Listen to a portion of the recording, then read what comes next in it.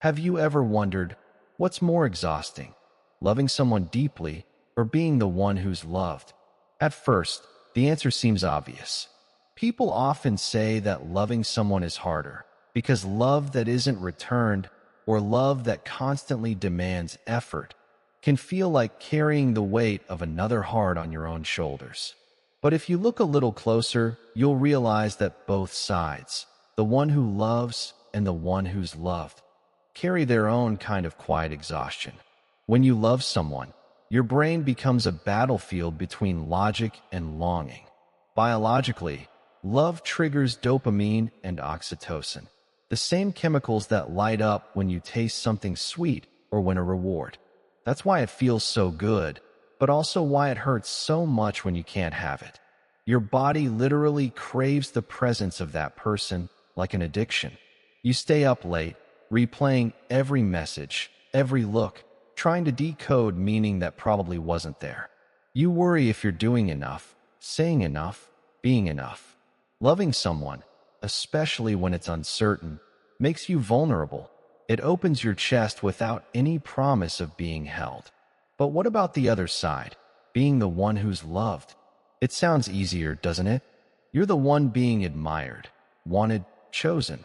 Yet, in reality, being loved can also be heavy, because sometimes you don't know how to receive it. You feel the weight of someone else's expectations, the fear of disappointing them, of not being able to love them back in the same way. Psychologically, this triggers a subtle kind of guilt. The human mind doesn't handle imbalance easily. When someone gives too much, we feel the silent pressure to return it. And when we can't, the love that's meant to comfort us begins to feel like a quiet burden. Loving someone takes courage.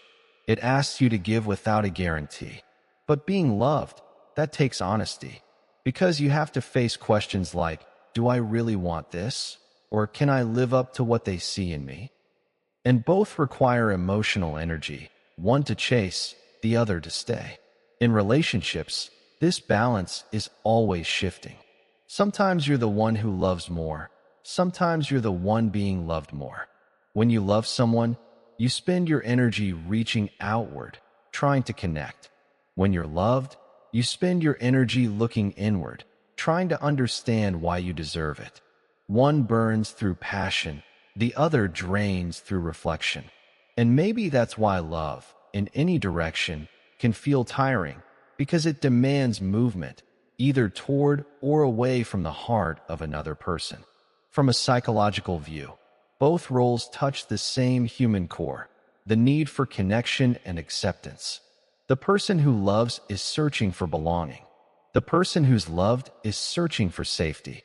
Both are trying to find peace, one through giving, one through receiving. But neither side has it easy, because love always involves risk.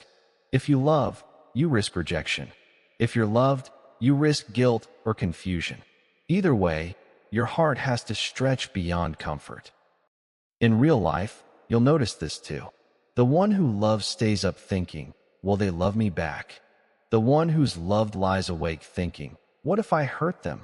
It's two kinds of sleeplessness that share the same silence. So maybe the question isn't really which side is harder. Maybe the real exhaustion comes from wanting love to feel equal, a rhythm where giving and receiving flow naturally, without fear or pressure. But that balance rarely stays perfect. Sometimes, love is a dance where one person reaches while the other retreats.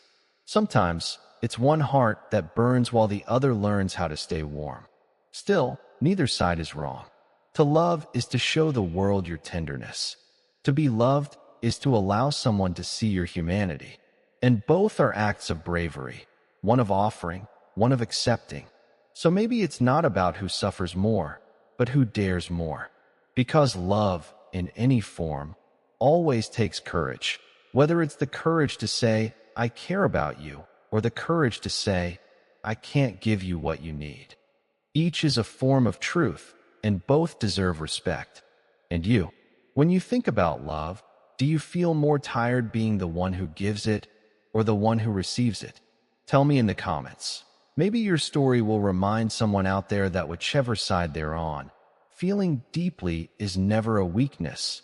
It's just proof that their heart is still alive.